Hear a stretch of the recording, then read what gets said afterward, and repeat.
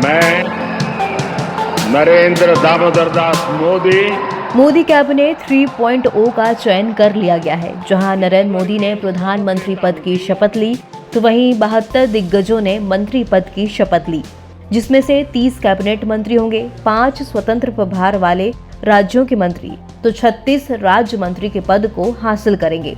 अब चर्चा सबसे ज्यादा महिला मंत्रियों की हो रही है।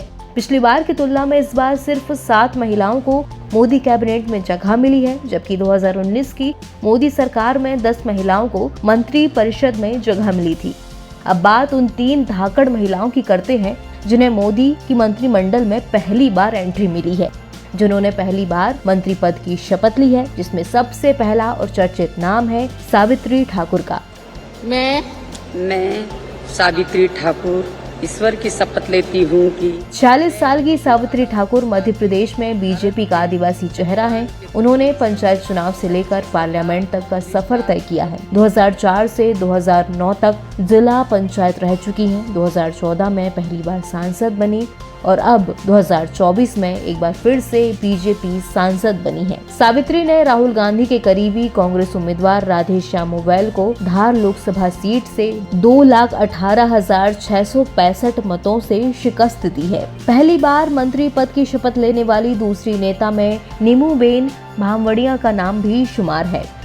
नीमूबेन भामवड़िया ईश्वर की शपथ लेती हूँ। पहले 2 बार मेयर रह चुकी नीमूबेन की काफी साफ सुथरी छवि है। वो लोकसभा में जरूर पहली बार निर्वाचित हुई, लेकिन इससे पहले वो 2 बार मेयर रह चुकी हैं।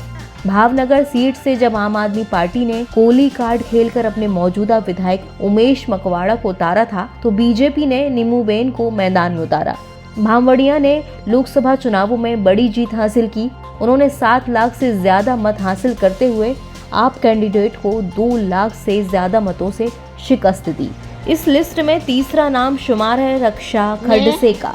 मैं रक्षा निखिल खडसे ईश्वर की शपथ लेती हूँ कि मैं विधि द्वारा स्थापित भारत के संविधान के प्रति सच्ची श्रद्धा और निष्ठा रखूंगी। रक्षा के पति निखिल खडसे का 2013 में निधन हो गया था। इसके बाद रक्षा ने हिम्मत नहीं हारी। खुद को 4 दीवारी में कैद करने के बजाय उन्होंने समाज सेवा के लिए आगे बढ़ने का फैसला किया। 2 छोटे बच्चों की जिम्मेदारी के साथ ही उन्होंने राजनीति में कदम रखा। शुरुआत सरपंच पद से की।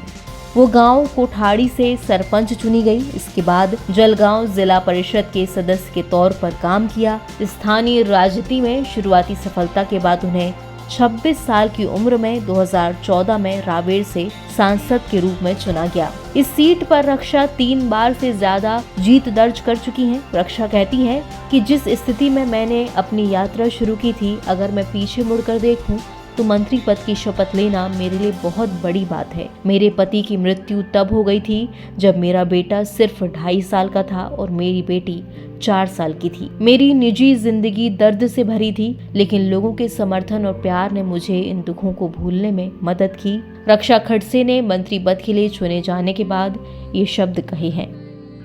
NBT ऑनलाइन की रिपोर्ट।